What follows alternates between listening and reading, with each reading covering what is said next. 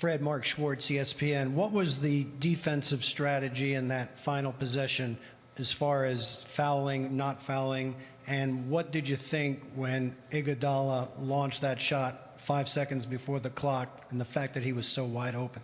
Yeah, I think obviously from my viewpoint, I was picking up Steph, trying to make it tough on him, just trying to make one of those other guys make a play. We got it down. I think me and Pascal maybe got Steph in the corner up there at the top of the half court, and I thought Kawhi had a good play on the ball. Didn't come up with the loose ball and worked back around a little bit and found Iggy on the way back out, and he got a wide open look. So at that point, you're trying to fighting for a rebounding position. You know, you never want to think that it's going in as the other team. So you're fighting for rebound position, and obviously knocked it down. So that was a really big shot for him. And you know, I think would we like to have contested that a little bit more? Probably, yeah. But I think obviously we had a little bit more focus on Steph and just trying to make them do something other than what they wanted to do. Did you like the fact that Iguodala launched it when he did? No, I mean, we don't disrespect those guys. We know that Iggy's made big shots in his whole career. He's done that for that team, you know, for the last however many years. So we've seen that movie before. We've seen him make that same shot before. But I think from our viewpoint, just the scheme and the way that we were trying to attack that possession, we wanted somebody else to shoot it. And I think that we just got to do a better job of probably running back out at him when he does get that open look. I haven't seen him play, so I don't know what the next rotation was. But we'll look at it and see how maybe next time we can try to be better. Same row on the right.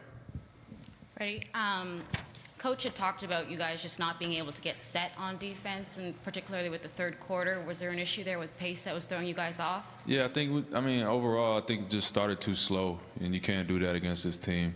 You know, missing every shot doesn't help. Whatever, 10 possessions in a row, we didn't score.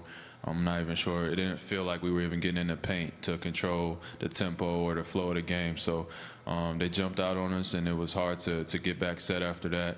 And you got to score against this team. I mean, 21 points in the third quarter is not going to do it, and our offense has got to be better. And I think that probably adds an extra 10 on their side where we just couldn't adjust there. So got to be better to start the third, and we know that.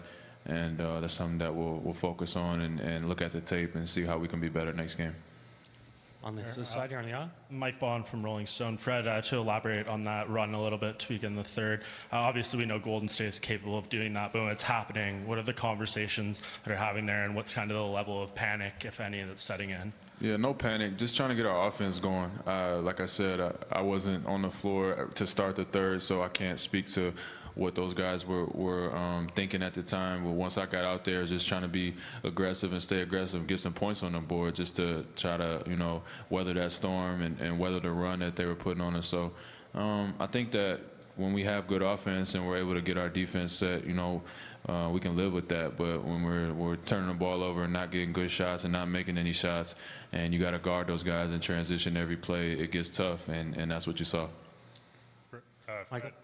Michael Grange from Sportsnet.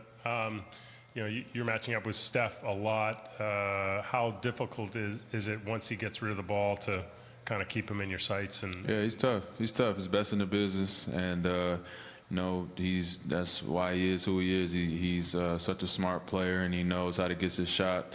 And his team looks for him, and they got a good rhythm, and they don't have to run plays or anything. It's just playing basketball, and so you can't relax. You can't have any lapses, and your help side's got to be good, and your trap's got to be good. And I thought that, you know, we had some good spots, but there were other parts of the game where we just weren't good enough. So got to be better in Game 3. It looked like the whistle was a little bit tight early anyway. And did you guys back off in trying to be physical, either consciously or unconsciously, in the second half? Personally, no, I didn't. I mean, but obviously I have a different role than some of the other guys. I ended up with 38 minutes, but that's probably more of an anomaly than anything. So you try not to, but it's the nature of the game, and you understand if, like, you come down and you're holding them and they call a foul, you hold them, and then it come down, and next time you don't hold them, you push you in the chest and make a three. So that's just kind of how the officiating goes, and as players, you got to do a better job of adjusting and trying to find that fine line and straddle that line. And I think that some of us did that better than others, and I thought that Kyle got a rough whistle a little bit, and it goes like that sometimes. So you just got to try to be able to adjust and not focus on that so much. Last question, next row back. Hey, Fred, Trista Crick, USA Today. Just given the fact that you guys were able to claw back and get in position to maybe even tie or win the game, how are you guys feeling emotionally given the way that you guys started the second half? Yeah, we're good. I mean, you guys didn't think this was gonna be sweet. I don't know, like, what you guys thought this series was gonna look like, but we went into it expecting a dogfight.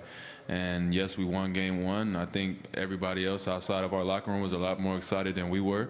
And we understand, you know, what this team brings and what type of effort it's gonna take to beat these guys. So we know what we're dealing with here, and obviously we would like to play better, and we would like to have a chance to win at the end like we did. We fought back. And we know that going towards game 3, we got to play a lot better, and it's going to be even harder on the road. But we're capable, and you know, we know what we bring to the table. So just got to regroup, flush it, and get back to work tomorrow. Thank you, Fred. Thank you.